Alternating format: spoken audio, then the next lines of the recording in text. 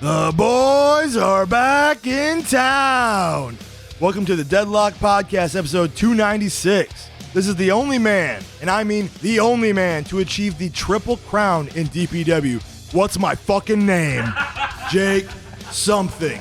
Today, James and Johnny are talking about WWF Raw is War, June 21st, 1999. The episode where The Rock symbolizes Paul Bearer on the Brahma Bull. Pretty crazy. And now it's time for the Deadlock updates. A new Watch This is on Patreon. Macho Man vs. Ric Flair in a lifeguard match. Yeah, a lifeguard match. Heard they had 200,000 people at this one. A new Retro Sync is up also. It's the Bang 316 episode of Raw, 1998. DPW just had events in Las Vegas and Japan these past few weeks, and you can find them on the brand new DPW On Demand app. It's available on the iOS, Android, and Roku TV. Just go on your phone, your TV, and search up DPW On Demand and watch this shit. Get in or get the fuck out. And as always, let's fucking go. All right, now it's time for the Patreon shouts outs. And I'm forcing James to sit here and stare me in the eyes as I do these names. I love this segment. Of course, and I'm sure you'll love it even more when I... This week specifically, I really love it. Yeah, oh great. That's fucking fantastic. Well, let's start here. In the $5 tier, we got Trevin Birch. I met the boys in Vegas. Johnny dapped me up. Tony gave me a high five, and James said, "Get the fuck out," and shot me. I mean... Cameron Partridge. Chick. The Jock. Jansen. Nice to meet you. Bushnell. In Las Vegas for DPW title fight and not WrestleMania 41 or whatever it's called. Hashtag fuck the Fed. Hashtag DPW for life. That's fucking awesome. The true identity of Chase Richardson will be revealed on the 300th episode of the Deadlock Podcast. His real name is Chase Richardson. That's a real just person. That's a person's name. Milf Mortez, Jace A. Harris, Novin, Beef Boy, Matthew Galloway, the Great Baron O'Beef Dip, Joel and L, sharing an account I see. Fucking pissing me off. Oh, wait. Is it Joel and Ellie? Oh, yeah. Or is it L? E-L-L-E? Oh, I don't know. That sounds like something from Last of Us or something. Whatever it is, I'm not fucking happy about it. Jonah Murphy, in the $7.50 tier somehow, I eat hamburger like numa, num, oh, num. Just close your mouth when you're eating. King Purses, $8.50 British. I forgot I wrote it down like That's that. what it says here. I wrote it down like in all caps. Yeah, this was supposed to be for you, but it's fine. Michael Holt, Nathan Fairhurst, and Suwama for DPW World Champion. Oh, that'd be awesome. That's not a bad shout. We tried to get Suwama for Japan. I know. Australian $9. Can you ask Johnny Blood why he quit his job as the OG cameraman of Bang Bus, excuse me? Oh. The answer is because your mother wanted me to stop fucking other people and fuck her in the ass exclusively. And the $10 tier. That's a full-time job, brother. $10 tier in Howard Finkel voice. The following match is scheduled for one fall. Introducing first from Philadelphia, PA, weighing in at 600 billion pounds. Hey, fuck this guy. Ooh, Howard Finkel. Gator 669, Corey Acton, Sloughsbury Store from Kiki. Wow. Close your mouth when you're eating. Johnny, please, Oonga Boonga, my cocklocker. The Colossus Baga Road. Dick Cock Johnson. Yeah. Jack King Hoffman. Holy shit, he got me. Ski and Woe. Thoughts arrive like Dick the Cock Johnson. Mike Sims. Tony Burrito Boy. Suho. Mucho Macho. CZ fucking W. I shout before I leap off the 20-foot truck.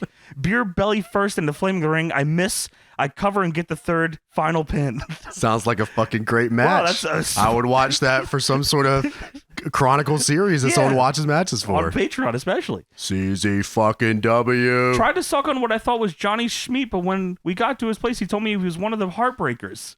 Zero Galaxy. When Big Papa Pump comes to town, all my hoochies come around. That's real. Number 1, Nia Jax Hater. Voided G. Malachi Coffey. Ryan Forsyth. I think both of those guys work at WWE. Craig Ainsworth also does. Ben Arnston, JLM, 1998. Cameron Cochise, Gabe MacDonald, Hands of the Soup, They got Chase pizza. Stevens versus John Budd, James Durrell, and Anthony Douglas. Matthew, Lavelle Early, Chris Kahn, Webby fucking Chase Richards' son, dude. Oh my god. Holy shit. Webby. Holy shit, appeared offline does not fucking stop it. Not doing the pod doesn't stop it. Undefeated versus Johnny and SmackDown Shut Your Mouth. That can't be fucking true. Dylan, Follow the Butters. Chase Rich Ard Son. Yeah. Oh, nice. Shitting the long way. Oh, nice. Yamada, The Shandy Man, Panzer Faust, Cameron Swingle, Joe, A Lycan Trek Dobbs, John Bloodshaw Layfield, Jonah Kuvas, Braden Donaldson, Stephen Arvanitis, Smoking That Shit That Made Them Write Katie Vick, Mooney K, Keaton Clip, Josh, Sitting on Pierce's bald head Banjo-Kazooie style, Soul_NB, Fisting my bro with the shield fist while he sits in the shield chair until I shield powerbomb his shield prostate. Don't give him any ideas. Brood Witch with the Glass Coke, Chris Holland, Spicy Wipins, Grim Rotten Decay, Show Me Your Kitties, Zach Klotster, Dylan Flagg, Deadlock Hall of Famer Abdullah the Butcher, brother. Now that WWE owns AA, double A, of course, yes. the Skull Captain LaParca will sell his soul to The Rock and turn his back on his Jarbonis. Josh Johnson, Adam Borman, $12.50 British. Who wrote that? Michael McLennan, Ross Deans, $13 British. Lewis Richmond, $14.50. Not sure what fucking tier that. If it says A, it's Australian. It just doesn't say A, it's just $14.50. Oh. David Musgrove gave Dad Ho a pile driver for disrespecting the set. Daniel Macris, Question the Goth, Deadlock Hall of Famer Chase Richardson, fucking bitch. Oh, that is true. I guess it fucking is. Notorious Heel, Rain the Sky, $15 tier Mervin, Max Shannon, Handyman, not Shandyman, just Handyman, Andy, Joe Lopez, Derek Campbell, Drunk, Nose for Cockatoo, Flicking the Lights. Holy shit, he got you. Wow. The Got you bad, just so you know. I didn't. Tony, where you I at? don't feel God. Tony, he fucking got him, huh? That door. Where's Tony? Tony, he got, huh? Josh, Feet Panties, Colton 45, Can Opens, Gon' Get 'em, Dead 'em Brothers. I love that song. Is that what it says? Canadian 1550, Eating a Burger on the Floor, Hasselhoff style. Australian 1750, for the thousands in attendance and the millions watching around the world, and the millions watching at home, and the millions. No, you've got it all wrong. Dick is my father. I'm Chase Richard's son. Wow, I'm going to fucking slam my laptop on the fucking floor. $21.50 tier, Poppy Tails. Australian $25 tier, Blake, The Women Want Me But Fish Fear Me, Xavier. Boop the Cats. $102 British tier, Jared Sharrock. 120 annual. People want to talk about hard time, but ain't no time harder than me when I'm storking it to 2008's Lisa and yeah. I like the way you broke that one down. Lisa and yeah. And still the Patreon champion at $135.69 using my Rose toy until I deadlock. Oh, it's good to see you again. Wow.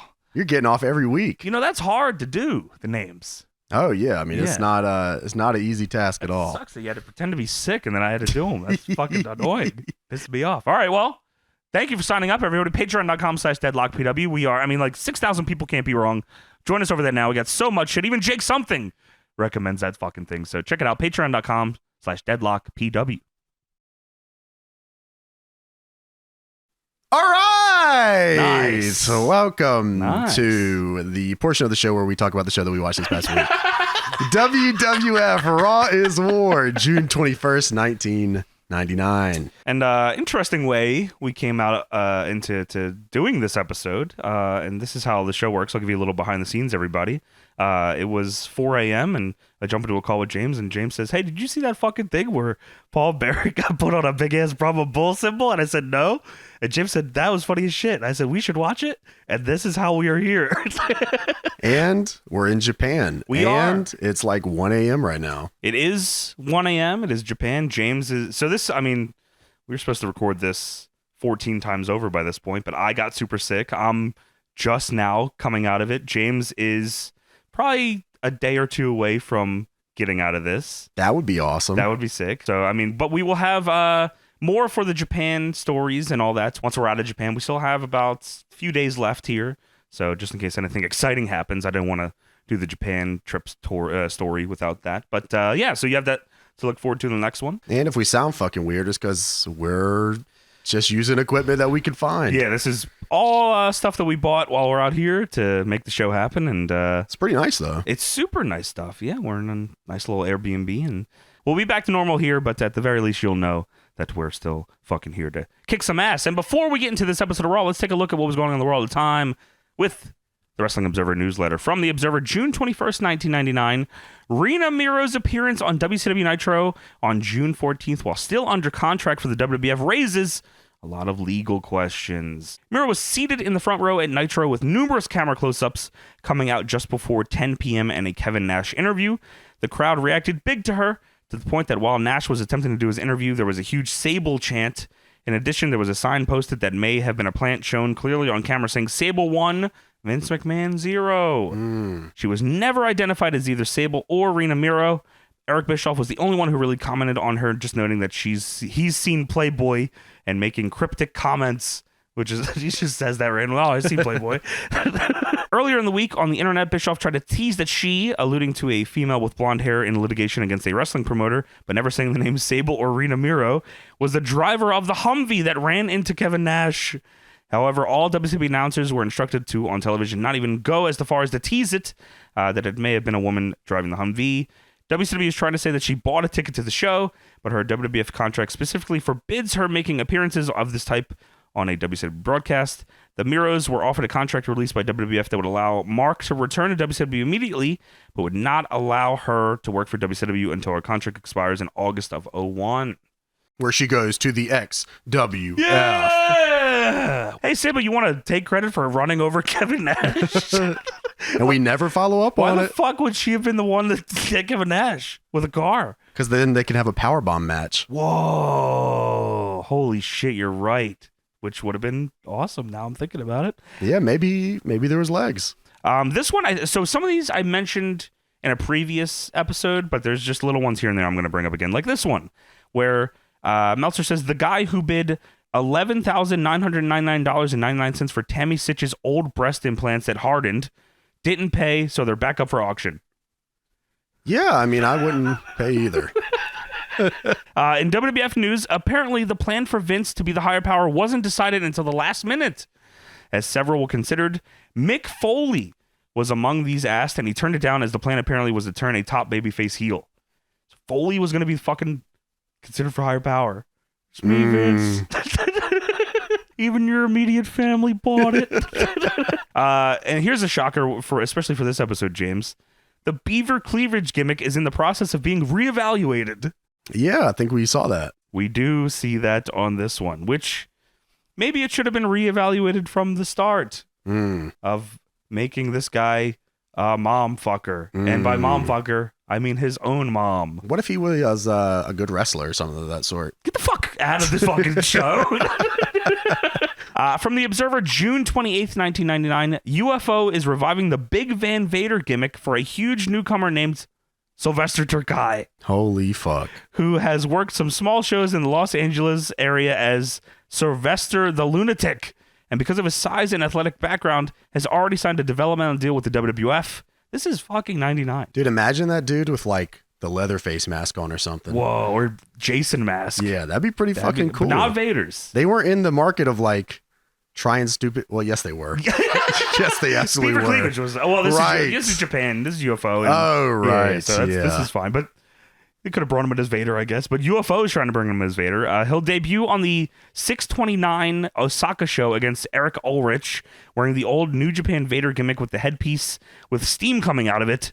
There was a lawsuit in Japan several years ago over the intellectual property, and it was ruled that Inoki owned the name Big Van Vader and the gimmick headgear. However, the name Vader itself was public domain because of the popularity of the character Darth Vader from the Star Wars. That's right. Inoki had the headgear made for him specifically when he came to Japan. I didn't know that. Yeah, so he had that made specific with the theatrics, the smoke and everything. Awesome.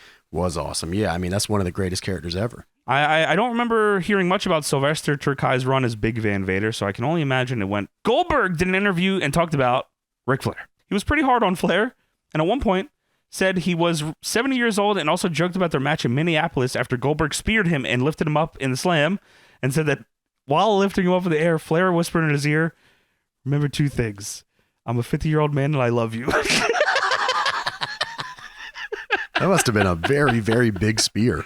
Dude, I mean, unless he really thought Goldberg was about to fucking put him through the ring or something, I love you. I mean, look at that dude. That's what Shawn Michaels did before he kicked him. People got it wrong. I'm a 50-year-old man and I love you. Charles Robinson ended up with 4 cracked vertebrae in his upper back from Randy Savage landing on him with so much weight on his chest during the big elbow in that TV match. When he came back, the idea is to turn it into an angle, but that'll mean more Flair versus Savage matches what nobody wants to see. Well, if you want to see some Flair versus Savage matches, you go to our Patreon, because we watched Flair versus Savage in a lifeguard match, which I don't remember any of the match. I do remember that we learned afterwards that Bunkhouse Buck was in that match, which is pretty interesting. Well, we also learned WWF, Brian Alvarez is fed. Right. Yes, we did learn that. Yes. Yeah, that's pretty cool. So a lot of unraveling truths and situations on that Patreon. You check it out. It's in the Watch This tier, $5 tier. Check it out right now. But what do you think Brian Alvarez gave that lifeguard match? That'd be 95, maybe it was a little nicer. He was about to storm the ring with the boys. Yeah, so Charles Robinson got fucked up here. Broke 4 vertebrae on an elbow. Yeah, I mean, Macho Man was doing the Macho Madness gimmick at this point, I think. Maybe he thought it was Flair for real. He just kind of got up there and saw yellow hair and just, I fucking hate this. You say that's Flair. Nate? Yeah. You want me to give it to Nate? You don't want to shoot elbow drop? Weird outfit, Nate. Why'd they make you a ref? Fucking on my angle. Nobody tells me anything around here.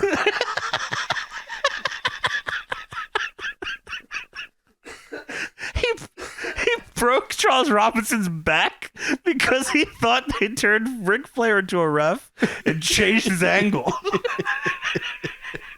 Pretty good.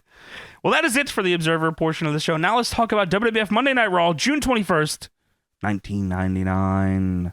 All right, time to get into WWF Raw is War for June 21st, 1999. We start with the cold open here.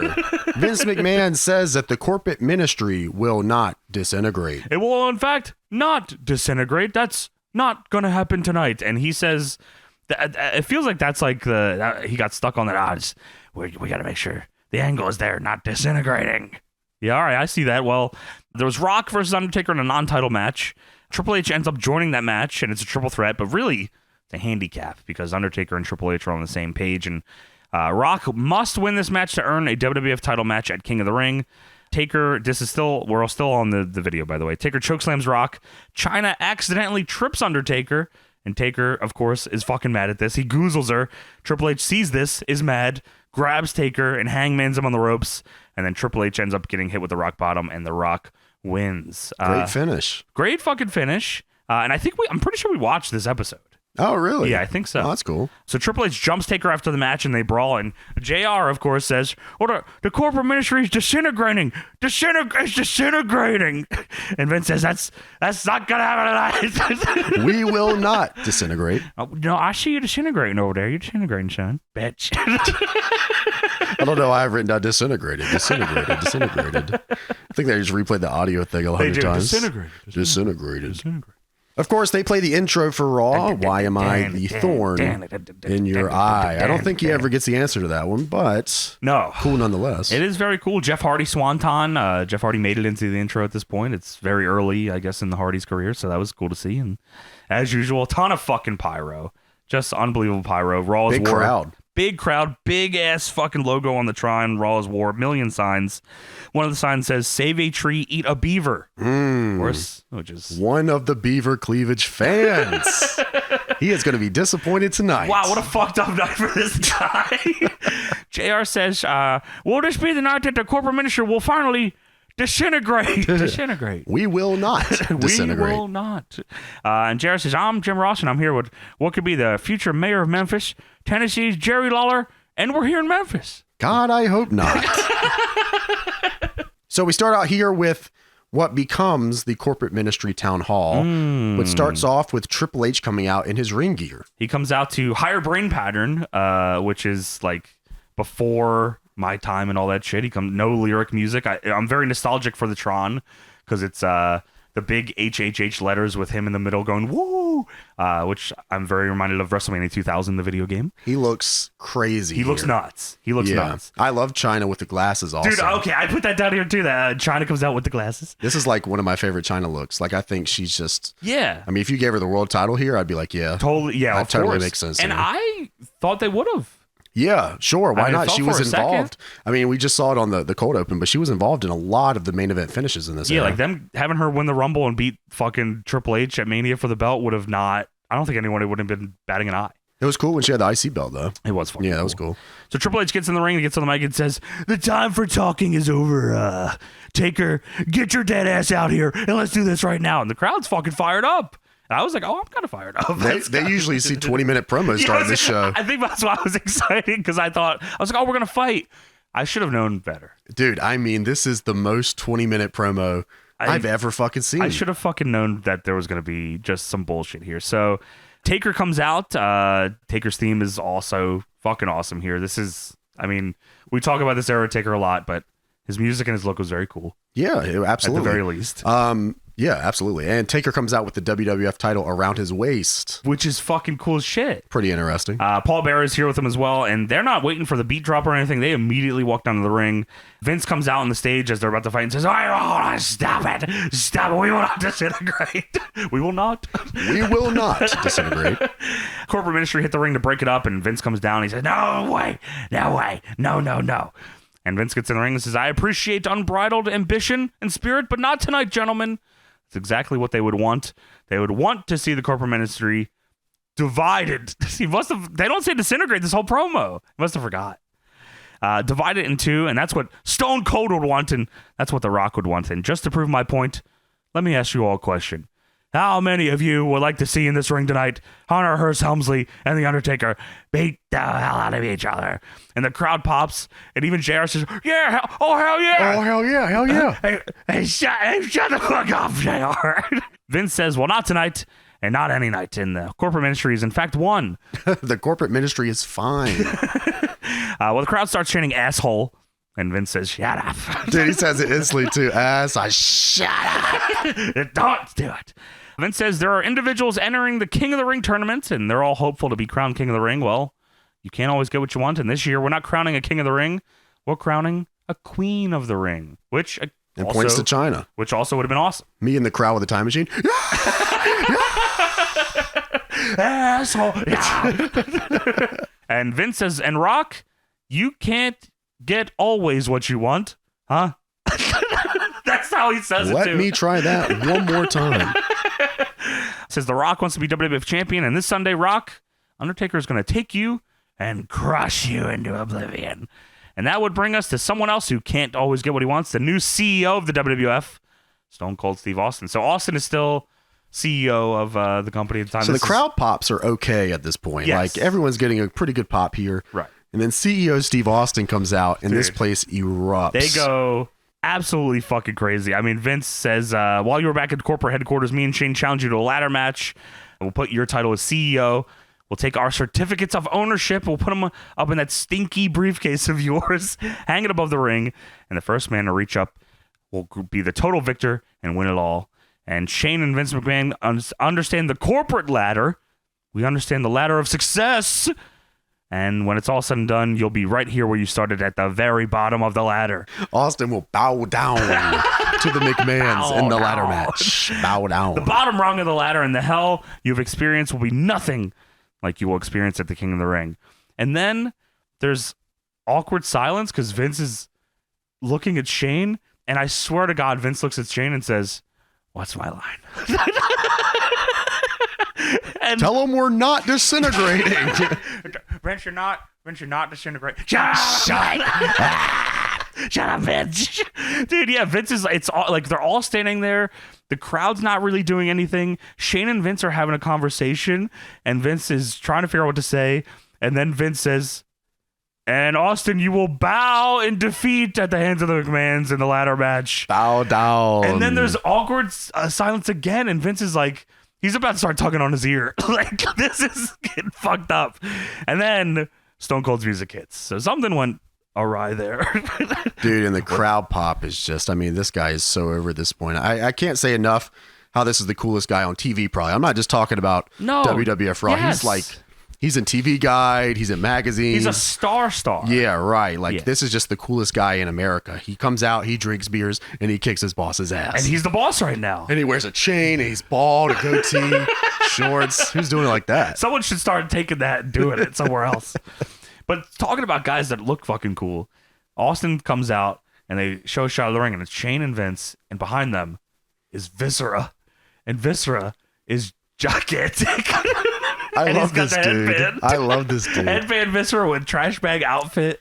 I mean, this guy's awesome. One of the best. So Austin comes out here and he has a ladder and he's got a beer in his hand and he sets the ladder up and climbs it and he's sitting up there with his fucking jean shorts and Austin says, "As the new CEO of the World Wrestling Federation and your boss, I will come out here and go on the record as saying I accept the winner takes all handicap ladder match at the King of the Ring. And I would also like to go on record as saying you and the boy wonder there, Shane, are the two sorriest bastard employees I ever had." Dude, I love when Lawler says, he's got that stinking corporate beer. After Austin says that, Lawler says, "What?" Austin says, "Vince, I will say this. Down the road, I will once again be WWF champion. But for the immediate future, Stone Cold Steve Austin is having a blast running your stupid little company." And the way I see it, I might just see fit to make it a full-time position. You could be rest assured, and you look at me when I say this, Vince, with your little beady eyes. When I get your ass, and you look at me, Boy Wonder, you little bastard. When I get you in that ring, you can go up the ladder, you can go down the ladder, you can run around the damn ladder, but your asses belong to Stone Cold Steve Austin, and that's all I got to say about that. He popped off every catchphrase he's got in this one. Yeah. He was going for it. Well, Austin says he was in his office the other day drinking. I was in my office the other day making decisions, actually, and I came up with a stipulation for you. If one of your pathetic little members of the corporate ministry interfere in our match, you will be disqualified. Stone Cold Steve Austin will get the victory and 100% control of the WWF. And that's all I got to say about that. You can't keep ending sentences with all. That's all I got to say, and then keep talking. Well, anyway. Well, Vince says, "No, you're not in control. Shane and I still have 50%. So this is the stipulation. No holds barred. Anything goes, Austin. I don't care if it's the 82nd Airborne comes in and joins us in this match. I don't give a damn." Huh. You probably should care if the 82nd Airborne flew into the ring. And why? Because Vince and Shane McMahon said so. That's all I got to say about that. And not other things. Okay, so I thought, cool, promo over. I mean, they set the angle right, and then like something will happen later, because that's what should happen. Austin, but you don't see it because it happens so quick, and they're on the McMahons. But Austin launches a beer from the ladder into the ring, and Vince goes, "Ah!" But no, that is not the end of this, of course, because we're at the halfway mark. Because someone else has to come out and talk a lot. It's of course Commissioner Shawn Michaels. Come on, and he comes up from the Brood entrance? He does What come the up fuck? from the You Brood can't entrance. Fucking just take that? Virgin Brood entrance, no fire. No fire. Yeah. He probably just, I mean, this is probably Sean at his most annoying. I mean, you never seen Gangrel coming out with no fire. No. That's a fucking top way. guy. Maybe HBK can learn a thing from the fucking and sucking Vampire Warrior. Bitch. And that's the bottom line. And that's all I got to say about that. I don't know. Anyways. Let me get back to it. So Sean comes up Brood style. Don't understand how he's allowed to do that. I mean, hold on. I got to harp on this a little more. I mean, when he got to the back, the Brood should have fucking bloodbathed him and beat the shit out of him. And Viscera should have also done something to him. I would love the idea that Gangrel came up to him afterwards and said, "You big leaguing me tonight? She checked him. Holy fucking shit. Think you're better than me?" The Brood fucking shoot fighting Shawn Michaels backstage. Yeah, they send him up the Brood and just bloodied up and beat the shit. Fuck you. Set him on fire. If HBK came up the Brood entrance and he got misted by Gangrel, Holy shit. he just got all over his face. That would be so fucking funny. Gangrel fucking does it. Gangrel shows him how to do the entrance and says, "Oh, there won't be fire. All right, turn the fire on." Fuck this guy. So Sean says, "Gentlemen, someone has to be level-headed around here," and ironically, that would be me. Sean is also in a Spurs shirt. Sean says, "Before I make a decision that'll have a tremendous impact on the WWF, I believe I need a cup of coffee to calm my nerves. Associates, if you will." And then Hulk Hogan's theme plays. And of course, out come the Stooges. It's Gerald Briscoe, Pat Patterson, the goats of this fucking shit. I mean, like, these two are such annoying little pricks. I mean, they're the best at it. Yeah, this is unbelievable. Stooges is like, I think we talked about it before, but Stooges is a great name for them. I mean, Gerald Briscoe is a character I have like never forgotten over the he's years. the best. Yeah, He's the fucking and he didn't best. do anything. Sean says we can't just have people out here throwing stipulations around like how I used to throw you around, Vince. So tonight, we're going to have a match to decide the final stipulation of the King of the Ring match. It'll be Stone Cold versus whichever member of the corporate ministry you see fit. And if Stone Cold wins, it'll be Stone Cold stipulation. And if one of your guys wins, it'll be the McMahon stipulation. So who is it going to be? McManigans? So it sounds like he says all this in short favor. No. He does not. It's very long-winded. He wants TV time. Yes, this is unbelievably long-winded that I am saving you all from. Well, Vince looks around and he shitty little look on his face and he says, "Well, it's got to be the Undertaker." And Sean says, "Well, little problem with that. He's booked tonight." Well, book him again. I don't fucking care. Now, how the fuck is that? I booked the show. Where the fuck's Midian? He's down there with Gangrel. It's really fucked up what he did to you, dude. Yeah, I mean, fuck that fucking guy. So Sean says that, and Shane says, "All right, HBK, the decision's easy. It's as easy as a pedigree. Triple H is the choice." And Sean says, "Well, just like your New York Knicks, you're 0-2 because Triple H is booked tonight, so who else is going to be?" No one knows the card? So we're in Memphis. Well, McMahon's of New York, of course.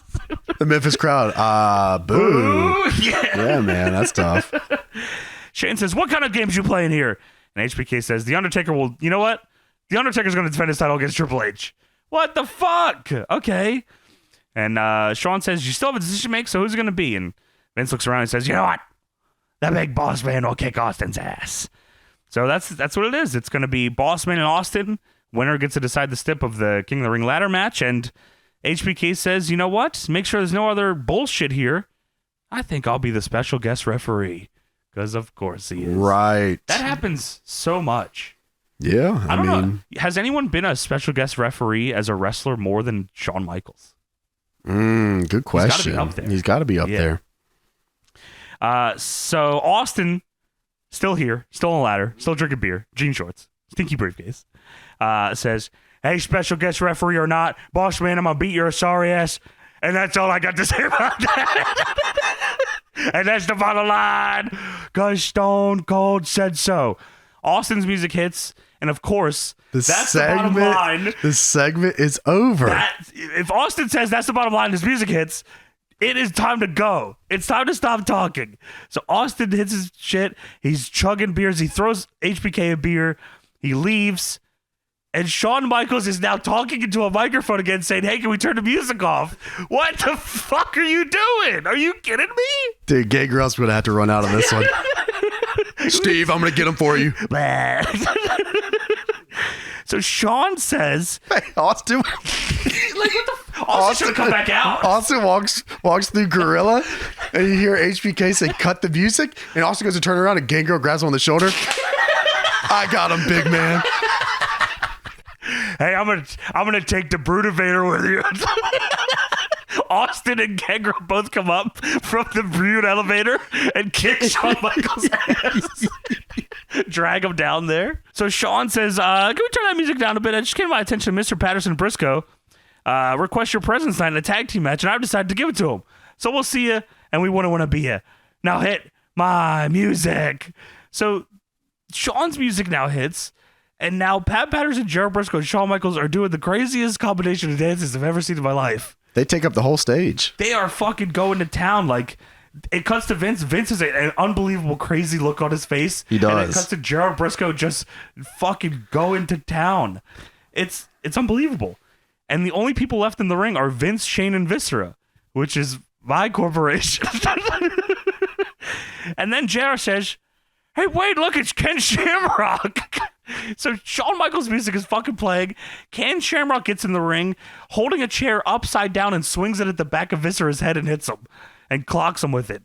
Shane and Vince both powder, and I guess Shamrock is pissed because he's been feuding with the corporation. He got fucked up in the Lions Den match a couple weeks ago, and last week he was in a straitjacket. So that's right. They're really giving Shamrock the business. And so now we're out of the first segment somehow. 20 minutes. I'm not kidding you. The whole thing was 20 minutes. Sean's involvement was egregious. 16 of it. Yeah, I mean, he had a lot to say. One of his music played. Dude, I know. Fucked over Gangrel. Dude doesn't even do anything. Shit was fucked up. Upstage Austin Gangrel. I mean, like, who does this guy fucking think he is? And now he's special guest ref again. So we go backstage. Jeff Jarrett approaches Shawn Michaels in the back. We are fresh off of Shawn Michaels just being out on the stage. And now we have our backstage Shawn Michaels segment. So Jeff is arguing with him. Deborah's here as well, and Shawn is just looking down at Deborah's breasts. And Jeff says, you can't book me. I'm the greatest Intercontinental champion of all time. You can't just put me in the ring tonight because we're not even dressed. And JR says, what is going on? Just in the middle of them arguing. What is going on? You can't book me. Huh? Yeah, what the fuck are you talking about? Jared is pretty much in his damn wrestling clothes, too. I mean, and Deborah always looks like this. Yeah, I mean, well, Jared says, we are not dressed. You are so dressed. You can't book me. I'm leaving. Oh, yeah, I guess you do that, don't you, Jeff? So Shawn looks at Deborah and says, you look fine. And Jeff says, I'm not going in the ring tonight. Who do you think you are? And Shawn says, I'm the commissioner. And they argue off screen and leave the screen. That's funny shit. You can't book me. Huh? Why the fuck not? You're champion here. I was going to. I guess you'll just get your downside this week. I don't know why you're doing this. So we go backstage again. Vince and Shane are talking to the corporate ministry. It's good to see Midian. They are rallying the troops, and Midian is here. It's Viscera, Midian, the Acolytes, and Vince says, we gotta keep an eye on Shamrock. And Shane says, yeah, that's right. We gotta, and good stuff out there, Dad. And any questions? And Midian steps up and says, hey, man, I was in your bag over there a couple minutes ago, and I saw you had an extra title. I lost mine. Can I just have it? And Shane looks at him. You do whatever you got to do. Dude, I love the interaction where he asked. I don't even know if he said title. He said, I saw you had an extra belt in your bag. And Midian said, He did say belt. I lost my belt. Can I use yours? And Shane just looks at him. Do whatever you want, man. Who the fuck is this? Wait, he doesn't question. Midian says, I was in your bag. I was going through your bag earlier, so you got an extra belt. Why do you have clothes on? Yeah, who? That's what I thought this was. Oh, you thought it was starting naked Midian? So I thought he was going to find a fanny pack in his bag. Okay, I fucking swear to God, I thought the same thing. Okay, yeah, I thought the same thing. I lost mine. Can I have yours? And he's naked. Dude, definitely thought he was going to run out like in the main or something, butt ass naked with a fanny pack on. Have we seen any naked Midian? We had to have seen something. I don't think we've seen any naked Midian. If we have, it had to be like 3-4 years ago. Yeah, that's fair. So Shane looks over at Vince after telling Midian do whatever the fuck you want and says, excellent touch booking Shamrock versus Test tonight. That was beautiful. So I guess we know that Shamrock versus Test is happening, so much so that it's happening next. So next up, we have Ken Shamrock versus Test. Yes. Shamrock makes his entrance again. Shamrock, we just watched him in UFC. I guess. Shamrock came out, attacked Vince, walked backstage. Gangrel said, "It's not worth it. It's not worth it, pal." Gangrel's now at Gorilla the whole night. It's not worth it, guys. He's checking dudes on the way back. Hey, don't worry about that. Yeah, but he comes back out to make his entrance again. It was something I noticed, yeah. We just watched Shamrock on UFC 6. And I remember you saying that you would wish Shamrock had done his Ken Shamrock taunt during that. I mean, that would have been nuts. Ken Shamrock getting on the steps and yelling is like... In 1995 would have been nuts, too. It's like the coolest thing ever. I mean, it's cool as fuck. I mean, he looks cool as shit. He's jacked to shit. Like, we talk about Shamrock's awesome in UFC. He is fucking awesome in UFC. Yeah. I mean, this is... what a beast here. And Test is here representing the Union. Oh, is he in the Union? This is the Union, yeah. With the blue trunks, I think, here. Yeah, that's right. So Union is still a thing here. I don't know how long this lasts, but JR says... Test just got here. Not too long ago, yeah. And he's already in a Union. Yeah.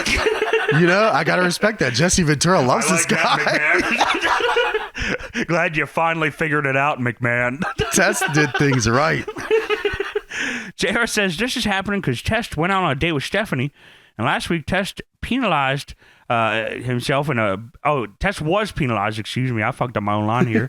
I'm not leaving this voice until I get through the sentence.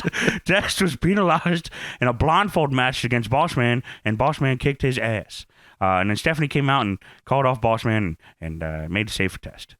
Is that like the beginning of them kind of getting together? I think that's right. Yeah, this is like pretty early. So Stephanie lures him out of the Union. Hey, Stephanie, we gotta bust this Union. Who the fuck else is in the Union? Mankind, Big Show. Shamrock. Shamrock's in the Union. Shamrock ends up in the Union. Ah, okay. He must not be in there yet. Oh, does he have the 2x4? Who has the 2x4? I think they all had 2x4s. Holy fuck. It was a group of 2x4 men. They're fucking tearing down the establishment board by board. Yeah. Wow. It was... Fuck. Mick Foley. Test does come out here in the blue ring gear. Jeff Jarrett comes out here with Deborah as the Stooges are pointing him to the ring and saying, "What the hell is this about? You are indeed booked tonight." He's forced in the ring, and Jarrett gets in the ring. Pat Patterson calls the ref over, and Patterson says, "This is going to be a triple threat match for the Intercontinental Championship, and this is an order from Commissioner Shawn Michael." JR says, "Shawn Michael? Shawn Michael?" And Lawler says, "A triple threat match." Shawn Michael. So Shamrock hits a leg lariat here, and him and Test hit a double back elbow. They both trade going for pins here, pulling each other off till Shamrock lines Test. Jarrett then hits a reverse stroke. Okay, I definitely was ready for the stroke as well, and he just didn't do it. He just did Russian leg sweep. Little reverse stroke, goes for the figure four. Test lines him out of it. Test hits his big boot. Not his finish yet. Not his finish, and like a nothing move. But I wonder who pulled him aside and said, "Hey, the big boot's pretty cool." Oh, that's a great fucking question. Probably it was Gangrel. Gangrel. It had to have fucking been Gangrel. He came back, went through Gorilla. Hey, brother, put his hand on his shoulder. I don't know if you want to hear this right now, but that big boot is special. Yeah, I mean, Jarrett immediately gets up. Gangrel says, "And how do I get in the Union?" Tess said, "You're a fucking vampire, man." We can't unionize a vampire. Are you kidding me? So Tess hits the big boot and a body slam before heading to the top rope. Shamrock crotches him on the top rope, and then locks in the ankle lock on Test. Jarrett breaks it up and hits a Raven effect. Test then... Raven's not joining any unions, I'll tell you that much. So Test then lines Jarrett over the ropes before we see Steve Blackman walking down the ramp. Very somberly as well. For some reason in my brain, Steve Blackman and Ken Shamrock feud for the entirety of both their runs here in WWF. It feels like it, but it's not true. It's not true. No. But in my brain, anytime I tuned into WWF, these two were feuding. They're WWF Ross, Steen, and Generico in my mind. Yeah, they are. They're like A and B. Legit. Real. Steve Blackman hits Shamrock with a kendo stick and then fucking brains him with it. Dude, he does. He beats the shit out of him with him, cracks him in the head, and JR says, "What's the meaning of this? Why?" He's trying to care. He does do the why thing. I mean, he does crack him with that thing. I mean, he probably either doesn't know how else to, or Shamrock said, just fucking give me it. Very reminiscent of Stevie Richards and Dude, Tommy Dreamer. What a great match that was. It was, surprisingly. Yeah. Jarrett then throws Test into the post and then slides in and pins Ken Shamrock, who was brained by the kendo stick, Son of a bitch. to retain the IC title. So not only was he booked, he won the match. Shamrock is feuding with like 6 different people. Jarrett, on you're this show. fired.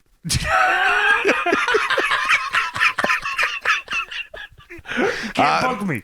Vince, I'll fucking kill you. Dude, I want more money. Put me in that union. I'll walk back in here with a gun. Put me in that union, goddammit. So The Rock is also walking backstage. Yeah, The Rock's walking through backstage, and Jarrett says, when we come back, The Rock meets Edge. I said, whoa, that's a for the first time, meets him. interesting fuck. Oh, hey, dude. Nice to meet you. Oh, yeah, I'm Edge. Oh, you do Sean's entrance. You work with Gangrel? How do I meet that guy for the first time? Keep Gangrel away from me. He's going to kick my ass. Did The Rock and Gangrel ever have a singles match? They had to have. Like when he was The Rock, not like They had to have. Rocky Maivia or something. No, maybe not. I'm surprised this is happening. So once you do The Rock versus Gangrel on Fire Pro and try to get 100% and then show it to us.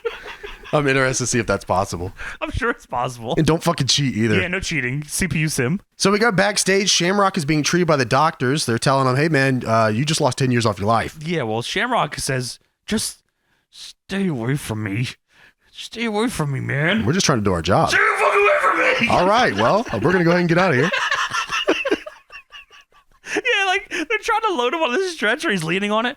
He fucking flips the stretcher over. The EMT's looking at him. Hey, man, we're just trying to fucking help. What the fuck do you want from us? They should have started beating him with kendo sticks. They should have started showing him pictures of Hoist Gracie. Strap him down. Give him the juice. It also shows Steve Blackman walking out of the arena. He's out of here. Yeah, the business has been done. The deed is done, and he's leaving. Steve Blackman headed back to not watch the show. Gangrel should have checked them a little better. Don't want to stay and watch the main event, huh? That would be fucking What a funny. great gimmick. Veteran Gangrel checking the boys. Gangrel just slaps him on his back. Don't want to stay for that main, huh? It's weird. How do you think you're going to get better? Don't you want to be in the main one day? When you want me to stay? What did you want me to stay? Raw is brought to you by Castrol GTX Drive Hard. Fuck yeah. When you buy a case of motor oil, you get one of these superstar posters for free. I've never seen them in real life. Doesn't exist. I mean, unless the only people that bought them just use them to wipe up oil. Dude, I'm begging somebody to send us one of these. We've looked for years. I just need one. Yeah, I want to have it just because we fuck with Castrol GTX heavy. Chef Boyardee overstuffed beef ravioli and WWF The Music Volume 3 at Blockbuster Music. Oh, well, they had a music section? Mine definitely did not. I don't think mine did either. So I didn't even have one in my town. I had to A go 30 Blockbuster? minutes. Oh. Yeah, so I had a local joint only, like sure. Clerks or something. Yeah, right, sure. I had to walk in and just like, you want to see some porn? Fuck yeah, dude. Why wouldn't I? WWF The Music Volume 3 might have been the first CD I ever owned. Wait, really? It might have been. I don't even know what mine was. Yeah. Wow, I don't know. Didn't really get into music until I was this You were age. just listening to whatever Jim Johnston made.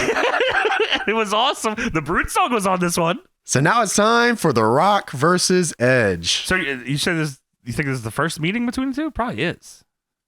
It feels Unless there was some sort of job match or something of that nature. Sure. Because Edge had been here for a minute jobbing and doing shit. And The Rock's been here. I mean, I don't know. As far as I know, he faced Triple H like 900 times. That's fucking true. Well, The Rock does his entrance and he gets on the second rope and he gets a mic. You smell.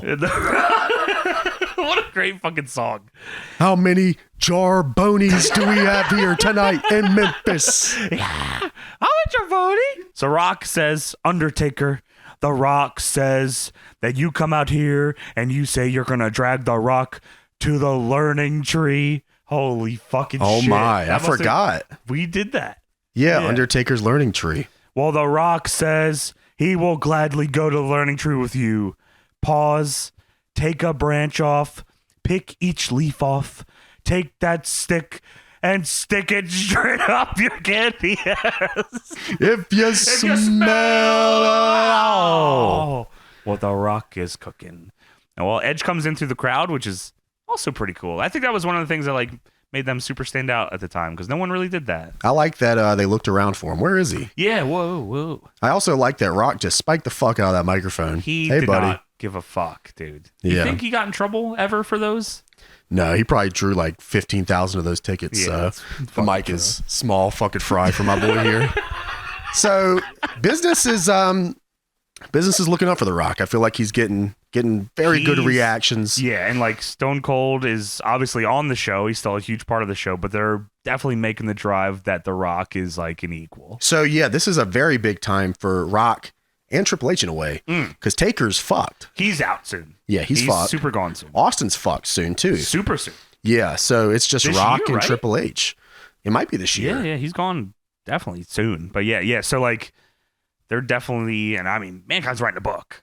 Right, You know? yeah. Shit's coming to a close. I imagine they've been predicting Mankind's going to get retired or injured here very soon for a while. I bet they thought he was done. Yeah, I was about to say, I bet they thought he was done after Hell in a Cell. So Edge comes out here, cool colorway for his gear. Yeah, it's awesome. I like Edge a lot. Rock hits a line to start things off here, then takes a spinning heel kick from Edge. I love that. And Lawler says, "Oh boy, you love The Rock, don't you? Oh, The Rock. Oh, The Rock. This." He's talking to JR. "Give me a break."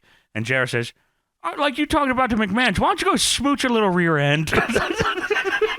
And Vince says, "That's a great idea." Yeah, you should come kiss my ass after they blow it off. So Rock then hits a float over DDT after some punch exchanges for a 2. He loved that move. He did. He had his moves and he was going to do them. Rock punches down Edge and walks him over to grab him in the corner, and the crowd just goes fucking insane. So he's like, if you're hard cam looking at the ring, he goes top right. Right. And it's walking towards like the biggest section of Rock And fans. they're up. And he did nothing. Yeah. He walked to them. I mean, he literally just went from the center of the ring over to there, and it just explodes. Hands are going up. Woo! The camera flashes were probably nuts. Yeah, this dude is so over. And he hasn't even begun being the man. No, I mean, yet. this is June 99. Like He's had his upper card spot with like the ministry or the corporation at this point, but like he has not even touched his face stuff yet. This is 2 months after his Mania match with Austin.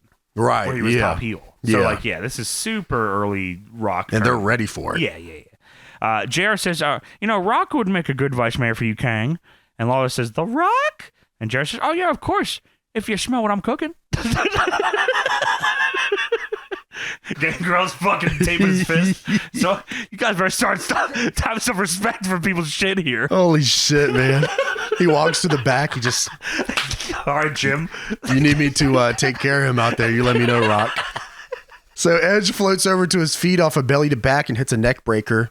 Edge is still super, I wouldn't say new, but he's super still getting up there. Yeah, for sure. So like he has no moves. No. He's got spinning wheel kick and like that's... Yeah, like he doesn't really have finishers. He uses Gangrel's thing at this point, I think, right? The Impaler probably? Yeah, right. Which, by the way, is a great finish. So Edge hits a missile drop kick from the top, follows up with a double axe handle, but Rock grabs him out of midair, hits a rock bottom. Place goes fucking nuts. That was cool as shit. He G's out the people's elbow. Yeah. This place goes fucking nuts. They're ready for it. He hits it and gets a 3 count. But then, the fucking Undertaker hits the ring and starts fighting with Rock. Rock gets up on him. Taker counters the whip, picks him up, tombstone, fucking drops him. I was surprised that they laid him out right there. Me too. And then I remembered what happens later. Yeah, understandable. Understandable. Something got to happen for him to be that angry to do what he does. He set that up quick. I don't even know how. He set that up quick. I can't wait to talk about that, though. But yeah, Undertaker leaves to his music after tombstoning Rock. Short little match there. Nothing you can't really like. I think Gangrel set it up for him. Rock went backstage and Gangrel said, I think it's bullshit what he just did. I'll be honest with you. So I have an idea. I got a guy. I got a guy that can put this together real quick. Yeah, nothing. You can't really like. I wish I could say, wow, I saw something crazy in Edge here, but the match wasn't really like enough to really give me anything that. This was for Rock. Yeah, But the catching Rock Bottom was cool. It was just to put Edge near the Rock. Yeah. And the catching Rock Bottom was cool. It was sweet. People's elbow, and just the walking over to the corner. I can't get over that. That's so nuts. How nuts that is. Yeah. Like that's when someone says that's like someone's over, like that's being over. Yeah, that's you're fucked. not over until you can do that. So backstage, Vince and Shane are talking to Triple H about the match later tonight. This is one of the Russo specials he likes to do. Of course, getting prepared for the match and coming up with a plan. And Triple H Can't really hear him. You're not supposed to, at least. No. Well, Triple H says, I know exactly what I'm going to do. I'm going to kick his ass and become WWF champion. And Vince says, well, nobody said you couldn't beat him. Just take it easy on him. Because, they still want to be... They don't want this group to disintegrate. And they won't. Not today. So now it's time for the Gorilla Slam match. Mark Henry versus Viscera. Mark Henry comes out to D-Lo's music, which I was confused by at first. Mark Henry then also comes out in street clothes, which I was confused by until I remembered, you know what? That's what he wore in the video games. That's right. His fucking, I think, SmackDown 1 or 2 and WrestleMania 2000 and pretty sure No Mercy. He had these all in. I guess he was just supposed to be a strong man. Yeah, well, so he was. And that is why this match, well, ladies and gentlemen, this is a Gorilla Slam match. Mark Henry's 400 and a sandwich or two. Set to take on Viscera. A sandwich or two, Bob. Took me out. That was funny. And Lawler says, you know what a Gorilla Slam is? You mean these two are going to have to Gorilla Slam each other? I don't know. In what world was it ever just Gorilla Slam? Is it not Gorilla Press Slam? I always thought it was. Yeah, me too. So I was thinking like military press. Yeah. And then I just assumed it was Gorilla Press Slam. I didn't know it was Gorilla Slam. But I don't know what it is, but they say, well, this is Mark Henry's match. Mark Henry came up with the Gorilla Slam match, and he challenged Viscera to this match. And Viscera said sure. Viscera agreed. Yeah, sure. Viscera said I thought it was the Gorilla Press Slam, but whatever. So 8 days ago, Mideon and Viscera attacked Mark Henry on Heat. A lot of Heat inclusion, by the way. That's not another thing I wanted to bring up. A lot of the angles that they call back here to are stuff that they do on Heat, which is interesting. I don't know how Russo long was putting that together still, right? That might be right. So yeah. he loved connecting all the shows. Which is, I don't mind that at all. No, I don't mind Give me it. a reason to, if I'm going to watch Heat, maybe something. Especially up to this point. We haven't got to the draft yet. So. Yeah, sure. Oh, no. Yeah, you're right. So, 8 days ago, Mideon and Viscera attacked Mark Henry on Heat, and Viscera splashed him a fucking ton of times. Mm-hmm. And JR said, this match came about when Mark Henry challenged Viscera. It's Mark Henry's type of match. He thought of this match, and he named it. All right. Thank you. You guys booked it. Yeah, cool. I mean, you put it together. Shawn Michaels must have booked it. Now, Gorilla Slam match. The only way to win is to Gorilla Slam your opponent. Right. Which I a gotta move say, match. They do this in WCW when Russo gets there too. This is a Russo thing. Mm-hmm. I gotta say though, I was intrigued. Dude, I mean, if it's like a fight like this with two guys that are this big, Yeah. and like the premise is who can literally Lift somebody press over their somebody head. up, Yeah. or I guess not press, Right. It would just be, Yeah. I don't know what Do you the would call move. it. Yeah, Yeah. do the move. But yeah, I mean, the idea of it is pretty interesting. I would tune in if someone said, "Hey, man, there's like two 400-pound behemoths." And a sandwich. And they're gonna beat the fuck out of each other. Let me check this out. Especially back then, Sure. it's either Bart Simpson or this. I might switch back to Bart Simpson after, but like I'm checking this out. Also, I don't know what they said on commentary before the match started. It was right before it started. But Lawler gave the most baby girl sounding yeah to JR's comment that I've ever heard. He was like, Really? yeah. I was like, wow, okay, that was cute. So Viscera hits a shoulder tackle and bumps Mark Henry. Couldn't believe they went straight to that. Unbelievable. I guess the idea is that they're both big enough to knock each other over. Oh, they're equals. But So, who is yeah. big enough to pick the other one up? Sure. Mark Henry then hits a jumping shoulder tackle and bumps Viscera. Kills him.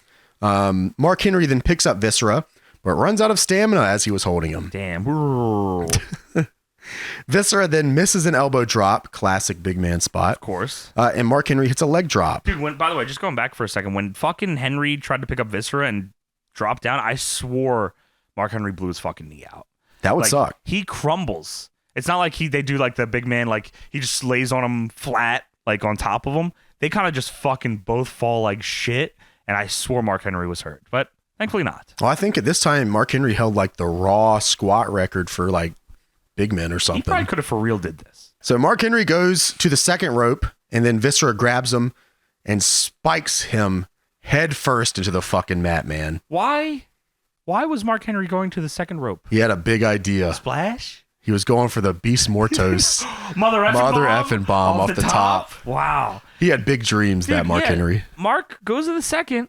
Viscera just walks up, punches him in the gut, and then, as you said, Gorilla presses him head first into the fucking ground. JR says, Mark Henry went to the second turnbuckle. For what? I don't know. He didn't know about the Beast Mortos bomb, so. No, the guy in Time Machine should have told him. I was in the crowd yelling. So Viscera then hits a leg drop. The match is over, by the way. Head leg drop. Yeah, hits a leg drop, then pushes the ref, and he climbs up because he also wants to go for the Beast Mortos bomb. I couldn't fucking believe it. He shoves the ref down, rolls Mark Henry over, and then G's up. He signals that he's headed to the top, and my brain is going 1,000 miles an hour. Like, what the fuck could you possibly be doing up here? And what he's doing is getting himself in position because D'Lo Brown runs out to make the save, and he cuts off Viscera, and then D'Lo and Mark Henry both double mother effing bomb him off the top rope. And JR goes, whoa, that shook the fucking floor. Fuck, they're so fat. Yeah. Thanks, Kang. And then Midian comes down the ring with clothes on. That was crazy. It's not. What the fuck's wrong with you, pal? Midian comes out and hits him with some kind of title. What are you doing with that? How's Dude, that? how crazy was that? JR said, what kind of belt is that? What do you mean? He hits D'Lo. You've seen this a lot. Yeah. What belt is that? What's she hitting him with? Never seen that ever. So I'm going to chalk it up to the screens were so little, he can't see the ring, et cetera, et cetera. He's meant to ignore it, I think, because the title was retired. This is real to me. The title... Sorry. I mean, disrespect. I'm a belt mark. The European Championship. So from Wikipedia, the European title was briefly in April of 99 by then champion Shane McMahon, who retired the title because he wanted to retire as undefeated champion. Then it was reintroduced 2 months later and given to Midian, who saw it in Shane's travel bag and asked if he could have it. So you're not Russo supposed to... does this with Eric Young also. He does it with Jim Duggan in the hardcore title. Oh, you're right. Yeah. This is, again... Because he does not give a fuck about these things. These are props crazy. But yeah, so... Motherfuckers die for that belt. You're not supposed to know what this is yet, I guess, which doesn't make any sense because, like, why not? Yeah, I don't know. Want to be like, why the fuck does Midian have the European title? Like, I mean, everyone in this match would want it. Yeah. D'Lo was a champion. Sure. X-Pac could have ran down here. Yeah. I mean, JR called every European title match ever, probably. Oh, you're right. Yeah. Not a majority of them, so. D'Lo Brown was the King of Europe. with Mark Henry. I don't know if has that happened yet? Yeah, maybe it has. Oh, maybe. I don't know if it's coming. Yeah, maybe it's know. coming. But yeah, so Midian is European champion because he was given it. This is why this company's in the damn shape it is, because of bullshit like this. Is this your deal, Russo?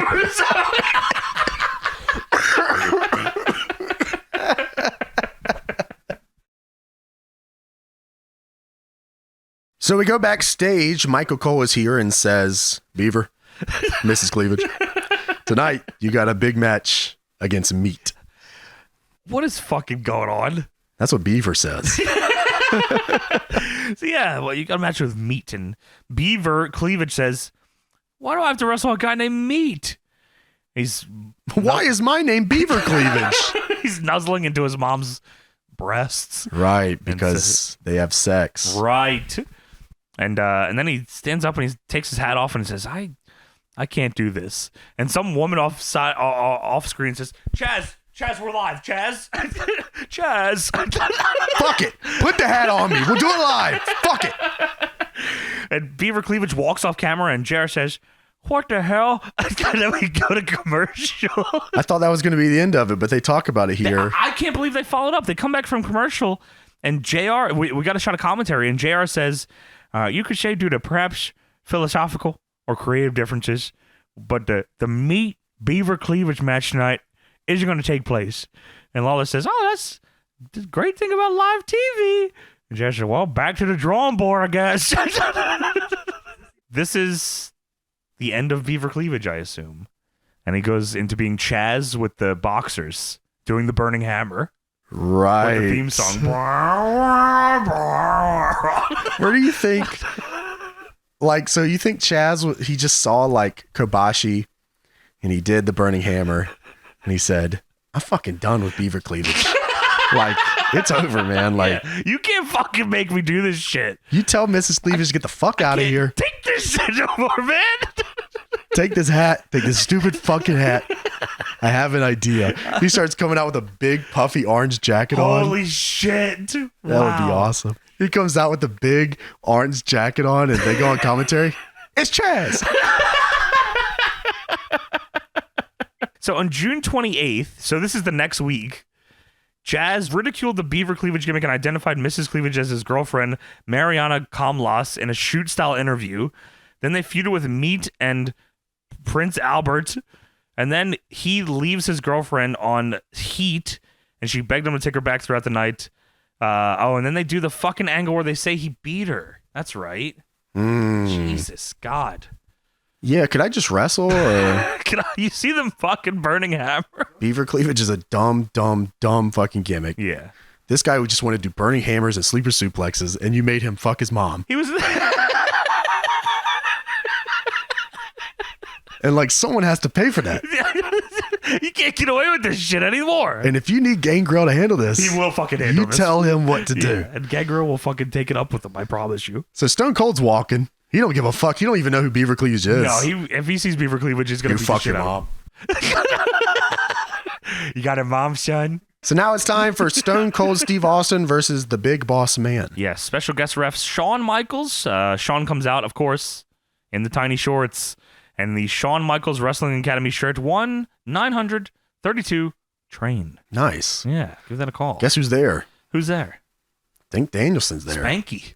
Spanky's there too. Yeah, Spanky's there. Yeah. That's cool. And not Shawn. They said Shawn was never Shawn's there. not there. Shawn was not there. Me and Spanky just hit the road. There is a sign out there that looks like a street sign that says Jarboni Drive. I thought that was cool. So Stone Cold comes out here. This is the most Stone Cold has ever looked like Stone Cold. Dude, he is unbelievably Stone Cold here. He starts his fight with the vest on. Dude, that's awesome. I loved it. This is an iconic look for me. Cool when I think of Stone Cold, I might actually think of this look like right away. Like I'm just thinking when he came out, like this song with his attitude dialed in, like right here. Sure. It's just like it radiates off the screen. You're like, sure. wow, holy fuck. I mean, that's not even a gimmick. That's just this is fucking Stone Cold. Steve. Yeah, holy right. shit. You know, like that's the key to wrestling is if you can nail the presentation like this, doesn't matter what your gimmick doesn't have to be like no, fuck that. Yeah. But like, you know, if Beaver Cleavage came out here and really fucked his mom, then like shit would have been wow. That dude fucks his mom. And we got that. If you can make me believe it. Like Nobody that. fucks their mom as much as this guy. It's impossible. You know, I feel the same way about Viscera. He did have that where I felt like he fucked your ass. Nobody fucked Rob Conway better than Viscera, I promise you. So Steve Austin punches Bossman and Bossman powders. If you're facing Bossman in this era, especially when he's in the corporation, you are going to get a territory match. You're getting a territory match, and he's sliding out under the ropes and punching you in the head. And shit works for me. And I love it. So Vince and Shane come to bring a ladder down the ramp. The corporate ladder, of course. And it is unbelievably funny watching these two guys try to carry this ladder around this ring. It's quite a struggle. It is, because they have to carry it around the ring to commentary.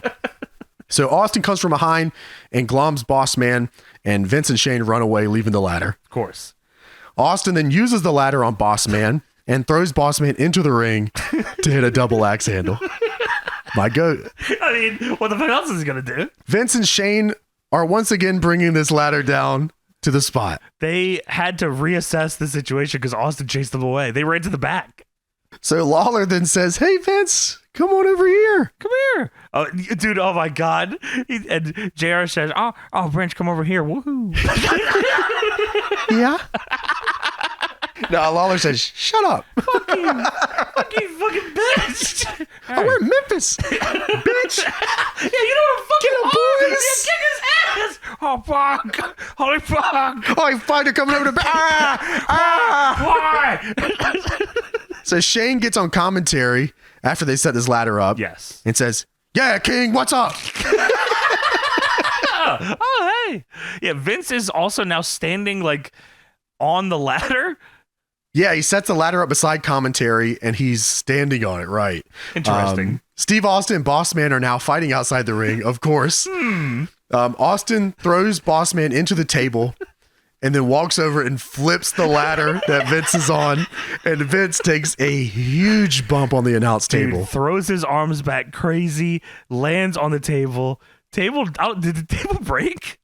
Dude, I don't think it did. No, he bounces and he off landed of it. on the monitors. Yeah, it's not like set up for anything. He just lands on it, and dies, and then they go back to the match.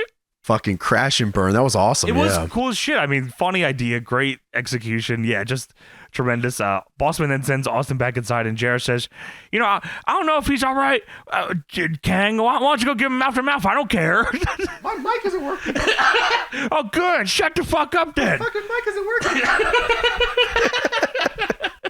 So yeah, King's mic is legit not working. It's fucked up, yeah. Yeah, Bossman has Austin in a camel clutch now, but Austin works up.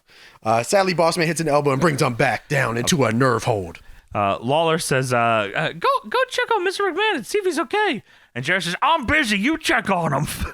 Well, you fix my fucking mic. My monitor's not working either. Where you going, my monitor? So Bossman nerve holds him, and now he's yelling at the fans. Of course. You're going to get that territory work. That's awesome. Bossman's great. He is. For this specific stuff, he is very, very good at it. Austin and Bossman double clothesline, double down. Vince gets on the headset and says, the damn ladder's busted. My back is busted. What is this? Vince, could you fix my mic? Shut up. Yeah, that's right. Shut up. So Austin hits the Thez press and the elbow drop with theatrics for a 2. Tremendous. Austin does an Irish whip into a gut kick. Oh, hell yeah. He did that a lot. Shit's awesome, yeah, too. I don't know if It gives the crowd time to register. Yeah. Because, like, if he just kicks them, it's, like, quick. But if he gives them the Irish whip, they know, like, the gut kick is coming to the stunner, okay. Right? So Austin goes for the stunner, but Bossman reverses it. Is this the one where he pushes him off the back? I like that one, yeah. HBK is distracted by Vince. When the fuck did HBK come out here? He's the ref. Holy fuck! I totally forgot he was even in the match. Yeah, HBK is in the ring. He's like now on the apron arguing with Vince because Vince is talking shit, and Bossman gets a nightstick. Okay, so HBK is distracted by Vince. Bossman goes to use the nightstick, but Austin hits the stunner, gets the 3, and wins the match. Huge fucking pop for coolest Austin. Move ever, dude. Like, what a goddamn a great finish too. Fun little match. And Vince is pissed on commentary. You can't do that. And Vince fucking charges over and grabs the ladder beside the commentary, and he's talking shit to Austin. And Austin picks up the nightstick. The corporate ministry's helping Bossman to the back.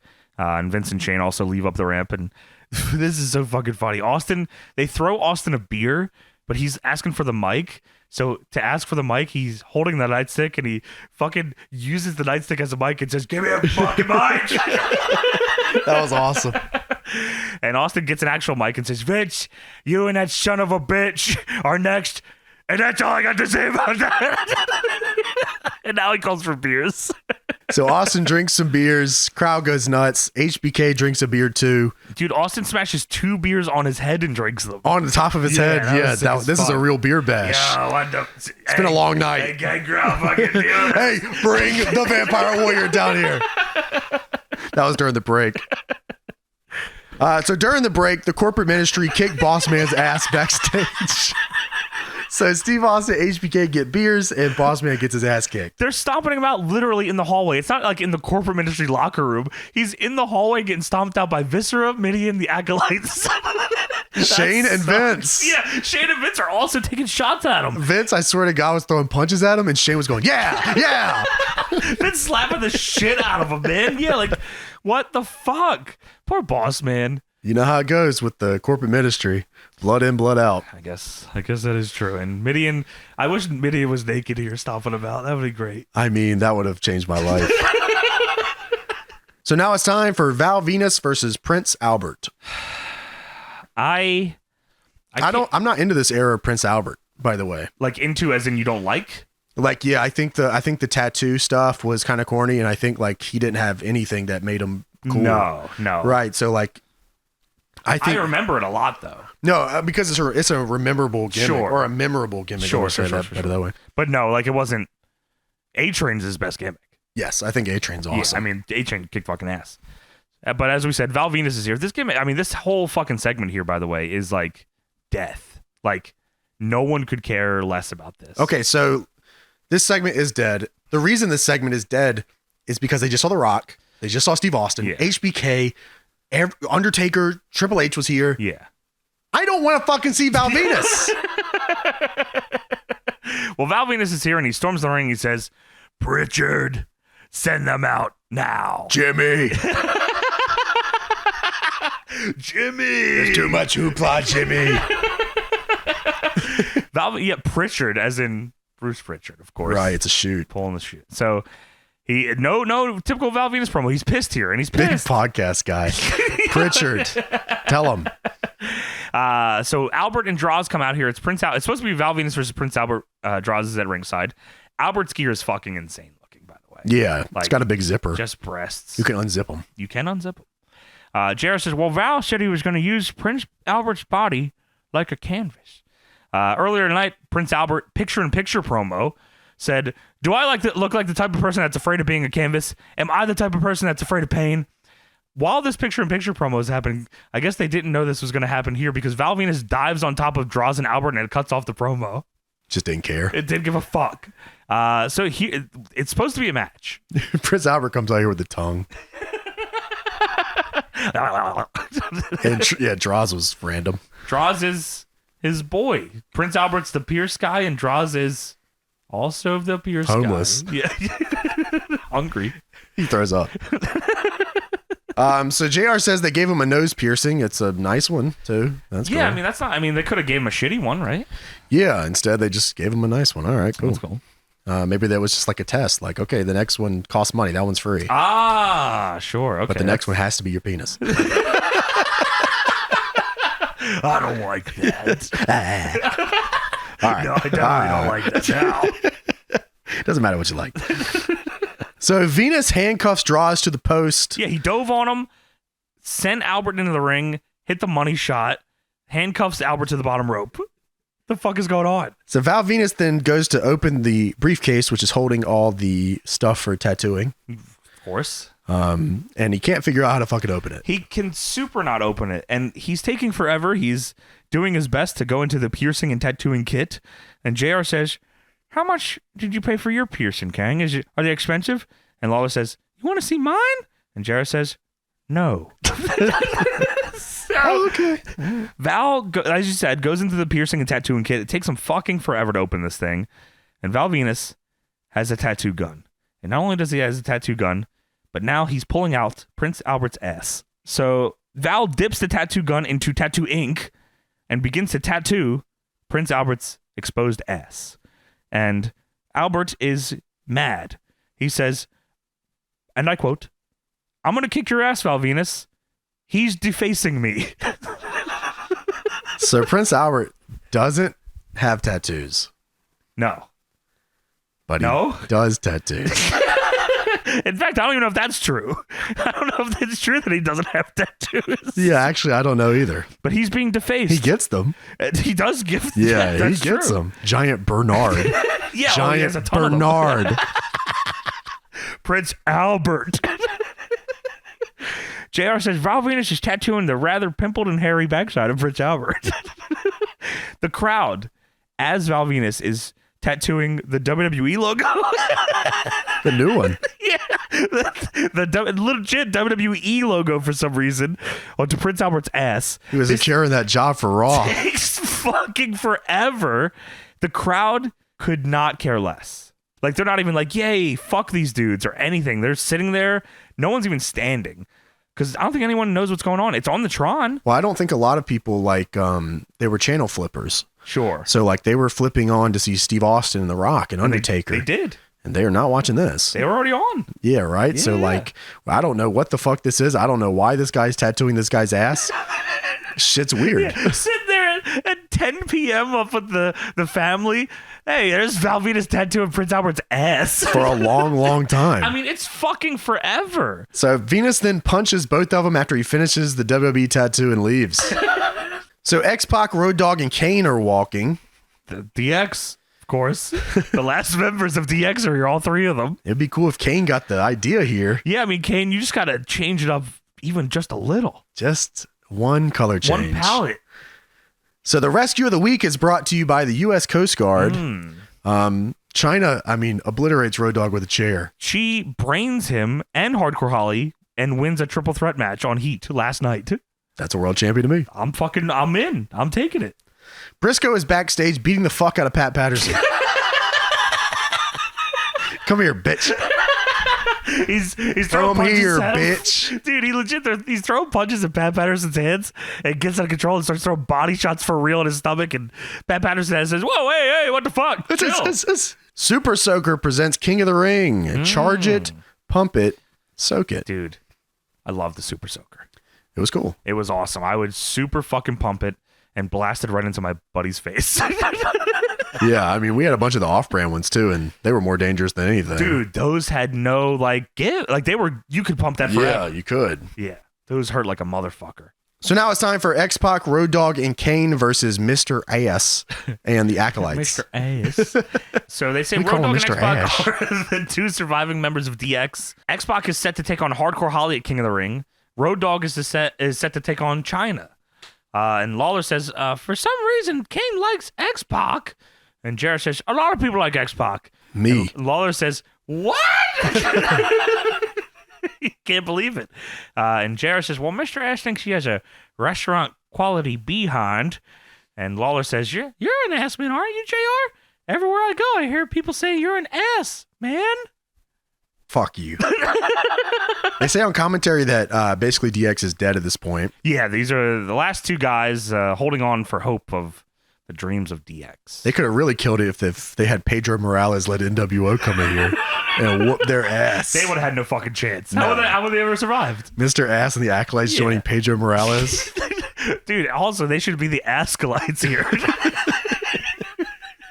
They weren't ready to get over.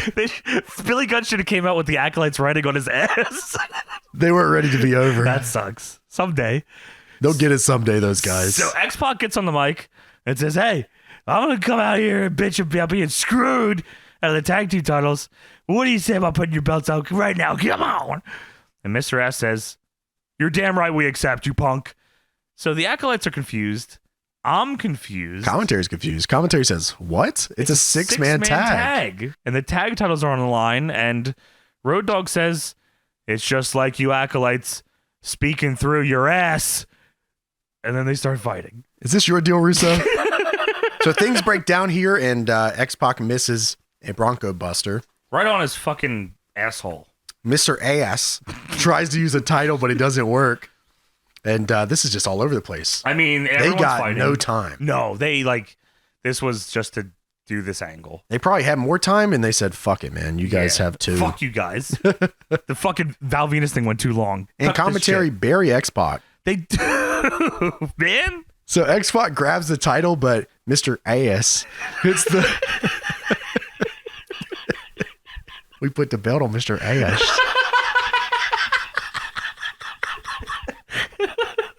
Bradshaw and Farouk are teaming with Mr. Ass tonight. And they get 3 minutes. They got to be out of there in 3 minutes. So Mr. Ass hits the famous sir on the title, and Mr. Ass and the Acolytes, the Assolites, win the match. Yeah, dude, I swore this was a title change. Why not? I was like, oh, okay. Why would you make the stupid step? Yeah, right. Just so they can do this Billy Gunn feels like he's part champion thing, I guess. I don't know where this goes, obviously, so maybe there is something more to that. But I wrote down here, is this your deal, Russo? That's awesome. I preloaded that one. James from a bit ago fucking really liked that one. Yeah, like a week and a half ago, I preloaded that one. Wow. That's awesome. So Mr. AS leaves with the tag title, one of the tag titles, and Bradshaw and Farouk are confused. They're confused. I'm fucking confused. This was all odd, especially because none of these guys are involved with each other at the pay-per-view. At least not Road Dogg and X-Pac have singles. This sucks. Yeah, this is odd. Bad. Tag titles are important. They should be important. They should be. So Big Show is here and looks fucking fantastic. Pouring water all over him. So, drowning. Shit's hot. So GTV segment, Al Snow is here with Head. Al Snow's here and he's sniffing around a bunch and he's looking around. He starts picking his nose. And then he blocks Head from seeing him pick his nose with a newspaper. Then he eats it. Yeah. This must be good. And then Al looks at Head and says, no, what? No, I didn't. Of course not. You think I'm mining for copper or something? I didn't get any bugs. Don't be gross. And he picks the paper back up and picks his nose again. And JR says, what in the world is GTV? Anyway, there's Cortez Kennedy, one of the greatest defensive linemen from the Seattle Seahawks. Well, thank you, Cortez Kennedy. Yeah, Al Snow eats boogers. Yeah. That's one of his character traits here. And Beaver Cleavage fucks his mom. Anybody going for the world title? Anybody have any aspirations? In hour 2, no one's going for the world title. Yeah, all right. Well, Cortez Kennedy's here. He won the world title. Oh, that's good. That's good. He should work. Does he win the Super Bowl this year? Who knows? Great job. I'm going to ask Siri. Okay. How do I ask Siri? Hey, Siri. Who won the 1999 Super Bowl? Fuck John you. Elway and the Denver Broncos. Oh, wow. Cartman's dead. That's awesome.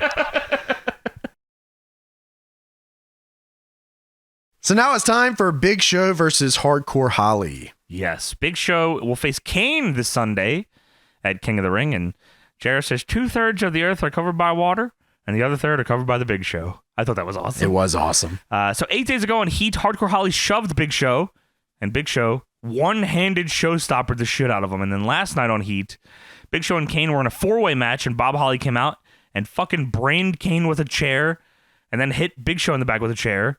Then Big Show punched him in the head to knock it, or punched the chair in the head to knock it away. Then Kane grabbed the chair and hit Big Show in the back with it. So that's setting this up, I guess. It's jarring seeing Big Show so jacked. I mean, he looks fucking great. And it comes love down to this theme song that's dude, different. Yeah. The ponytail look I love. This is all great. It's a real freak match to have Kane and Big Show at this point. Like Yeah. they're both like on an immense amount of juice. They look great. Yeah, they both are like really, really big. Speaking of, Bob Holly's here. Oh, Bob Holly is here. Yes. With a mic. He's got something to say. And Wow. shockingly, no one cares. Like, you're right, dude. I didn't think about it until you said it, but like, they front loaded all the stars, and it's like, where's the stars? Right. I don't care anymore. Yeah. So Bob Holly's here and he says, hey, Big Show, you remember me, don't you? I'm the Big Shot. Boo. And if you didn't know by now, I don't like you. Boo. And on a personal note, to be honest with you, I think you suck. Boo. You come out here and think you're big and bad, think you're this and that. Well, that's fine and dandy, but you haven't had a round with Hardcore Holly yet. Boo. JR says, what is your point? Who gave this guy a freaking mic? Who fucking booked this shit? Yelling into the mic. Hey, you're on. You're live. We're live. Fucking bad. I'm just fucking had enough. I'll keep it honest with you. I'm keeping a stack with you, OG. I'm fucking pissed. We're here in Memphis. Goddamn. They should put you in the ring. I'm Goddamn. dead ass. I'm fucking pissed. I feel fucking dead ass right now, Jerry. They got Hardcore Holly in there. Yeah, Mr. Ass out here. So Bob Holly says, tonight, let's make this match a hardcore match. By the way, I will tell you this. And another thing. You might put me down, you big silly bastard, but I won't stay down. Boo. So Hardcore Holly comes down and gets hit by the prototype WMD. Dude, he punches him right in the fucking head. Big Show then stalks Holly to the back. Big Show throws him through the exit door. Holly throws a trash can at Big Show, but Show ducks, and it nails the cameraman. Dude, it like legit goes over his head and hits the camera. It wasn't even like a tremendous duck or anything. Hardcore Holly just threw it like shit, and it went over his head and fucking crushed his camera guy. Also, by the way, the door that they go out is the same door that fucking Steve Blackman leaves out of. Oh, is that which right? Doesn't really go like. I guess it does go to the parking lot, but yeah, it's the same place. Which I thought was funny because JR says, "I have no idea where this leads to." Well, that's weird. You just said Steve Blackman left earlier from this door. Yeah, I mean, thankfully the cameraman can never die, so That's true. that's a good trope In here canon, because that's Hardcore Holly was trying his hardest to kill this guy. So this is a hardcore match. So they fight hardcore style to the parking lot, right? And Show throws Hardcore Holly into the concrete wall. They're in the back area, and some security are near a car. So I don't even. How do you describe this? We're in the parking lot. There's like a little wall, I guess you could say, that you could easily jump up to, and there's a car up there. It's It'd a be ledge. an awesome Tony Hawk spot. Tremendous. Oh my God, you're right. It's like a ledge. That's great. Yeah. So there's a car there. And Big Show goes up there and knocks these dudes over, grabs the bottom of the car, flips it over the ledge, presumably onto Bob Holly, who we don't see until Big Show covers him and wins. He still covered him. So presumably it did hit him. Right. And he lived. Maybe. We'll have to tune in next week. Well, he wasn't bleeding. I guess maybe just it could have stayed all inside. All of his just bones are done. Oh, sure. Yeah. Just crushed to shit. But yeah, Big Show fucking beat Bob Holly by fucking flipping a car onto him and pinning him for the 3. And then so that's so funny because when I thought about this, I was like, when I'm looking at this, I go, Big Show looks awesome. Like this guy is mean. He looks like he should flip a car. Yeah, right. Like that's where they go with it. My first thought is, I wonder if Hardcore Holly would take like a top rope showstopper. Wow. Right? Like or something happen? crazy. I'm not sure. From Big Show, I don't think so. No. Wow. But like, would he take this? Right? Yeah. With like Big Show with him, because Sure. Big Show at this time was still willing to do He any would and do it. everything. Oh right? my God, yeah. So like he was still willing to go. So my first thought is, what's the craziest thing we can do in the ring? Yeah. Instead, they say, what's the craziest way we could kill Hardcore Holly tonight? I imagine it started with the top rope showstopper, and Hardcore Holly said, well, you might as well just fucking push a car on me. Oh, yeah. Oh, all right. wait. Yeah, we can fucking do that. You're Yeah, right. we're going to fucking kill you Yeah, tonight. we're going to flip a fucking car on If you got any dumbass. last words, here's a mic. I don't got any words. Well, here's the words we wrote for you. Yeah, so he kills him with the car. Dude. Kills him with the car and wins. Then Big Show looks back and there's a guy up there fucking pissed on the ledge, and Big Show says, is this your car? And the guy says yes. So Big Show walks up to the car, which is on its side now, and kicks the roof in and then leaves. Which mean Big nasty bastard. And then he walks into the building, and it's very funny because you can see Prince Albert walk into the frame with big yellow pants and a Nike shirt on and quickly have to walk backwards to get out of the shot. He stayed for the main event. I mean, Big Show doing crazy feats of strength, I don't think I'll ever get tired of. Like no, just coming out with shit like that's fun as fuck. There's no other company, like WCW could obviously, because they had a lot of money too. But like these are the only wrestling companies that can be like, yeah, let's just take a car and fucking totally total the car right here. Let's smash through the wall of this building. Yeah, like whatever. Blow a fucking trailer through an ambulance. Yeah, so I mean, if you got it, do it. That'd be awesome. I wish I had that kind of money. Dude, that would be doing some awesome. crazy shit. Jake something would be picking houses up. Yeah, that would be awesome. Maybe we can figure out how to get car money and then just blow it up. Whoa. Jake something uses his mind. 2K comeback style. So Vince McMahon and Shane McMahon take on the Stooges. Yes. JR says, Rich McMahon looks like the brawny paper towel guy. Which I didn't know what that meant, and I looked it up and I said, oh, okay. It's he like does, a yeah. Thing. Yeah. Is that the one with the red? Yes. Okay, yeah, sure. So Happy Hour's coming up next. Oh. I don't know what the fuck Lawler was saying here, but he must like the show. I'm guessing so. He was trying his best to advertise it for sure. And then Lawler says, you didn't even try it, because they recap Austin tipping ladder over to kill Vince. And Lawler says, you didn't even try to catch Mr. McMahon. And JR says, yeah, well, where were you? Vince stands on the announce table and flexes during his entrance, which I thought was very funny. He's huge. He's on a crazy stack. I mean, everybody was cycling the same shit, right? Yeah, I mean, great cycle they're on, too. Like, unbelievable looking. Lawler says, I seen a lot of things that I thought I'd never see. I saw the Big Show move a car. I thought I saw Al Snow eat a booger. And JR says, I wonder if it tastes like chicken. Are we fucking for real here, guys? We did all that, and I got to be honest, I still don't know who's next for the world title. So the Stooges come out to Hulk Hogan's theme, which is always fucking funny, and Lawler says, that music makes me want to hurl. And Jarrett says, it made me lose my lunch 10 years ago. They do not fuck with Hulk Hogan Any still. chance to get the shot on this guy, they're taking it. Briscoe and Patterson come out and they're taunt spamming. I mean, again, fucking funny as shit. This seriously, all this brings me back to WrestleMania 2000, the video game. Sure. Like, just the Stooges entrance with the music and all that shit. Like, what a great game. I know No Mercy is king. Probably, I mean, how do you... They just had everything, right? But WrestleMania 2000 has a very specific feel that, like, I'm nostalgic for. Right. The eras felt very different back then. They did. And, like, the career mode in WrestleMania 2000 is very different to No Mercy. Yeah. Which... It's not it's kind of one track, but you can kind of pick your poison there. But like, I thought it was cool. Like, you see all the matches and shit. Right. For some reason, Test and Midian were going 60 minutes every heat. Somebody said, you got a shot, take it. But yeah, WrestleMania 2000, what a tremendous game. So Patterson and Briscoe shoot the half on the McMahons, Dude, which is crazy. Immediately get in the ring, ground and pound the shit out of the McMahons, and they're taking turns. If McMahons get back on top of them, they're trying, but Dude, they're fighting. Shane stiffs the fuck out of Gerald Briscoe, man. That shit was so fucking funny. That's Shane's whole career. Dude, yeah, never stops. No, I mean, I love it. Yeah, this guy lived off the adrenaline of whatever he was doing. Oh my God. So Shane is punching him in the corner. The little Shane punches. Vince then does punches in the corner. To Pat. That shit was nuts. Dude, the punches he does to Pat in the corner, they're ridiculous looking. Yeah, they are. So Patterson then turns him around and shows him some real punches. He says, let me show you how to work, brother. 10 punches time. Yeah, that's awesome. I thought they were going to do stereo 10 punches, but they do not. Yeah, right. That's okay. Vince then low blows him. And Ken Shamrock is here. Oh, fuck. So Shane McMahon shot blocks Ken Shamrock and he no-sells it.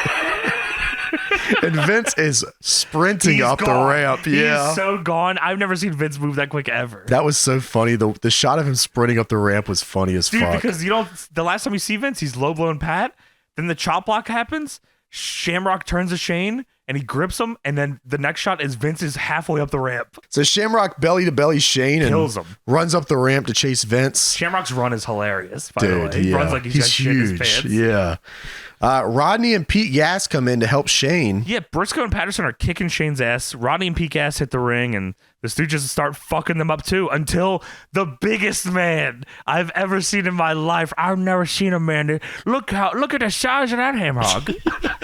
Who the hell is that big guy in the sweater? That's a big fucking dude in a big ass sweater. Holy fuck. That's gotta be. That's Joey Abs. Joey Abs, oh my God. Joey Abs. Yeah, Joey Abs hit the ring, and Jared says, who the hell is that big guy? Is that another one of Shane's buddies? They put him over like he's 6'7". Well, Joey Abs, I mean, as far as I know, the Stooges could have died tonight. I mean, he is Pillmanizing everybody. Dude, he Pillmanizes both Stooges. I couldn't fucking believe it. Like, the bell multiple times. By the way, this is where the bell rings after the Pillmanize, so I guess that's the match ending, not the other interferences where Shamrock ran in and hit Shane with the belly to belly or anything, or Vince's low blow. This segment just existed. They just found Joey Abs backstage and said, can you put this on? Put the sweater on, please. Get the fuck out there. So they Pillmanize Briscoe and Patterson. Shane fucking takes out the ref. Shane hugs Joey Abs and they all knuckle up because that's the goddamn posse way. And Jarrett says, big silver spoons. I know where they can shove the silver spoons. I like this gimmick. I love the Mean Street Posse. I love that Shane had boys back in the hood. The mean streets of goddamn Greenwich, Connecticut. And they wore sweaters. And Joey Abs was huge. And Rodney did leg drops. Dude, I mean, they had no moves. Dude, these guys were like dangerous. Yeah. Like, I don't know if they really even knew how to wrestle. I think Joey Abs might have been the only trained guy. Yeah, that might be true. And Pete Gas and fucking Rodney were just there because they're Shane's boys, which I think is awesome. Hey, man. What a good brother Shane is. Yeah, I mean, that's Shane's thing, so. And I remember it to this day. Yeah. And there was the one missing posse member. Fuck. Something green. Relic. Gangrel. The Rock. But Mean Street Posse lasts for a second. I'm surprised Shane did politic. The Rock should join the Mean Street Posse. God. This is like the new corporation, the Mean Street Posse. Yeah, that'd be funny as shit. Yeah, no one else really joins. I mean, The Rock joining but not turning heel and fucking with the Mean Street Posse every week would have been funny that as shit. That would have been awesome. There's just his cronies. I understand that, like, it's better off that way because Taker's getting hurt, Steve's getting hurt. Sure, you can't. But goddamn, that's funny. I'm surprised Russo didn't, like, jump on that. right. Rock, I got an idea to derail your entire career. Let me listen. Oh, this is your deal, Russo. So Triple H and China face off against Undertaker, and for some reason I wrote Paul Heyman.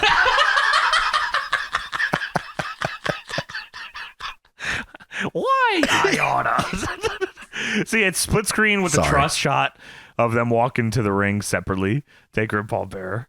And yeah. Heyman. And Paul Heyman. Yeah. He's got two to managers. set up for that'd be all just having a fucking litany of managers, and they're all Just two fat white boys. anyone named Paul. Fat Paul. Give me Fat Paul. Not that one. Paulie from DDT joins too with the face paint. Paulie from Sopranos. Dude, everyone named Paul is fat. That's awesome. Paul White. I'm going to say my name's Paul. I'm joining. Yeah, me too. I'm Paul. Paul Blood. Paul Blart. So Ministry Taker, I mean, the theme goes hard. We've talked about it. Main event time. Yes, this is fucking... I mean, Ministry Taker is awesome. Yeah, I mean, both these theme songs are very, very good. So, yeah, anyways, they get super lost here to start. Holy fuck, they get fucking lost. Like, immediately. Like, I'm surprised Triple H didn't say, oh, holy fuck, I'm done. Hey, cut the goddamn footage. Just do it again. Fuck this dude, man. Yeah, so Triple H gut kick, hits the ropes, Taker falling club. Holy fuck, guys. Whoops. Send out Paul Heyman. Get Joey Epps back out here and pilmanize Triple H. Where the hell is Paul Blart? Yeah. So Taker does old school and then tweaks his leg. I thought that was real, by the way. I did too. I got worked. I did too. So Triple H goes to town on it. Taker is notoriously beat up this year. Yes. And of course he leaves in 99 and then comes back as the American Badass. But that takes a little bit of time. China then slams Taker's injured leg on the apron. Paul Bearer, of course, takes out Triple H on the barricade, which is fucking hilarious. I thought that he throws Triple H in the barricade. I was like, wow, I can't believe that. Because the ref's arguing with China because she was fucking around. So I said, oh, Paul Bearer getting involved in anything physically is like nuts. It's the funniest thing ever to me. And then it made me immediately think of him doing 450s in the video game.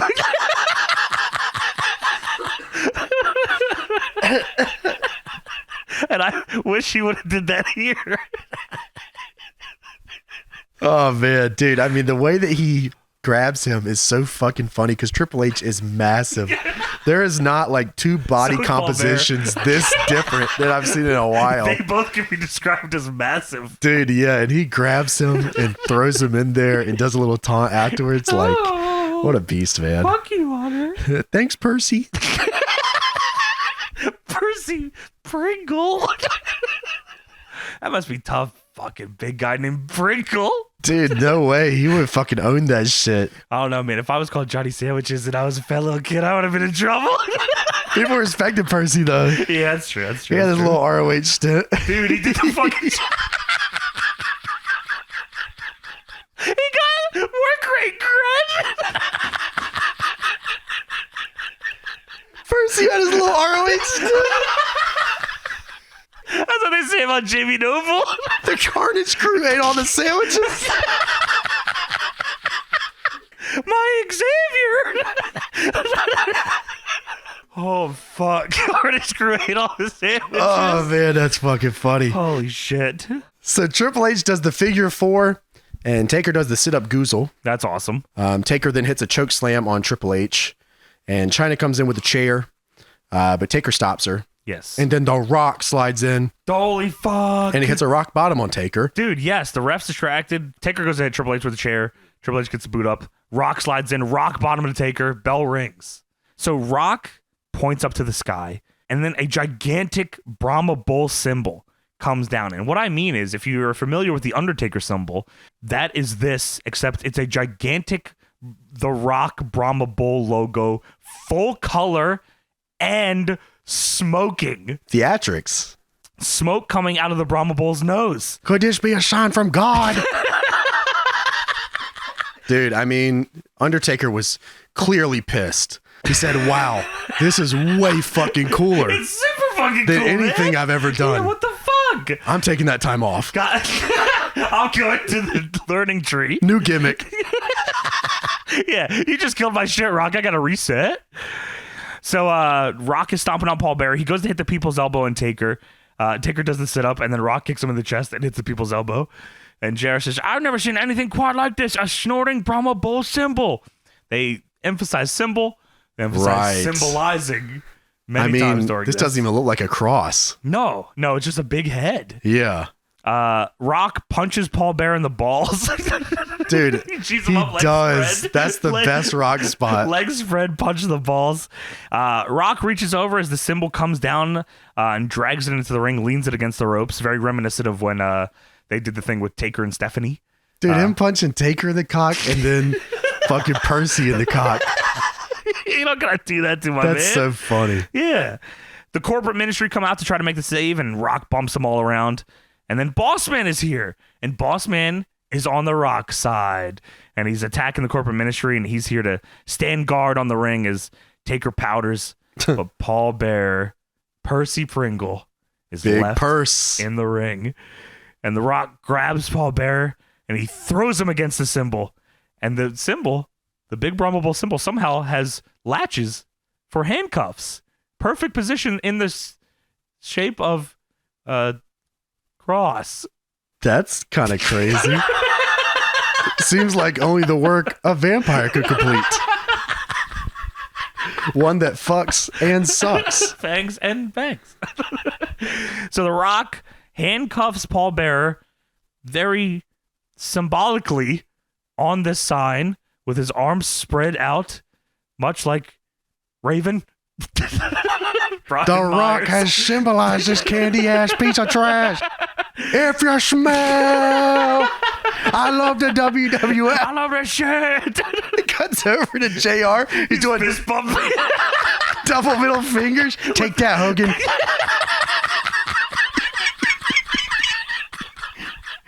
Now hit the Stooges music. So Paul Bear's there on the symbol. Rock grabs the mic and says, "The Rock says at King of the Ring, it's going to be the night of the Brahma Bull. The Rock says the Brahma Bull is going to dip his horns, turn them sideways, and stick them straight up your candy ass if you smell what the Rock is cooking." And Rock goes to pose on the turnbuckle. JR says, "King of the Ring Sunday on pay-per-view, what a night." And the show ends. Dude, yeah, him getting symbolized on a Brahma Bull is fucking completely insane. Never seen it. No, they should have symbolized Naked Midian up there. And had him in the sky naked. And he got a heart on. Midian.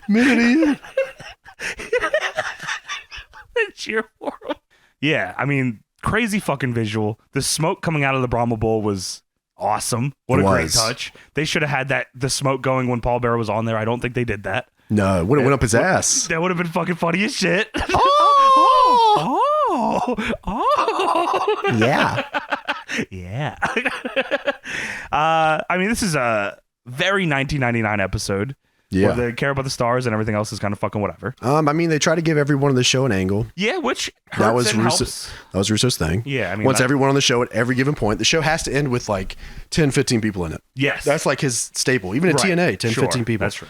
Like we watched something fucking, it was Rhino and Jarrett TNA. The Bound for Glory fucking. Right. You got Three Live Crew. Yeah, that's true. Team Canada was out there. AMW. Yeah. Everyone that was on the show, come back out. Yeah, this was super Russo, but it was well worth it to see the smoking Brahma Bull. Yeah. I was glad to see that. No, I legit never seen it. No. And thought it was super cool. I would have loved to see Paul Bearer lifted into the air, but I understand the logistics of the situation at hand. Fucking believable. Thought it was cool that it smoked on the way down. I like that it forced Undertaker to change his gimmick. Change his whole career. Yeah, I mean, yeah. God damn it, Rock. I can't say it was a stellar episode, but no. I enjoy talking about it for sure. I enjoy talking about it as well. Well, that is it for WWF Monday Night Raw, June 21st, 1999. That is it for our show. Thank you so much for joining us, everybody. Hey, just want to remind you, everybody, I know the schedule has been a little crazy as of late. We're still in Japan currently, as we talked about earlier, so the schedule is still going to be a little fucked up for a few weeks going forward, but we will be back on track here very soon. We will still continue to bring you the best that we got, our hearts in every episode, and we hope that you're having a great time with us. And if you enjoy this show, then you'll love our Patreon. That's patreon.com/deadlockpw. We got hundreds of hours of exclusive content over there waiting for you. And if you haven't tried it out, give it a try right now. That's patreon.com/deadlockpw. And if you like Deadlock and you love pro wrestling, well, goddamn, Deadlock Pro Wrestling is the place for you. That is our independent pro wrestling company. And we have an app. We have an app on iOS, Android, and Roku. Just search DPW On Demand on any of those platforms, and you can find our brand new app. And it is Chromecast. Native. Yes, Chromecast works. Chromecasting works with that tremendously, from what I understand. So check that out. A lot of people signing up off of the app, which has been fucking awesome. Super happy about that. So make sure to check that out. And if you want to see us live, dpwtix.com. We have many shows coming up. May 18th, we'll be back in Durham, North Carolina with the debut of Cedric Alexander. dpwtix.com for that. And we will see you next week for another edition of the Deadlock Podcast.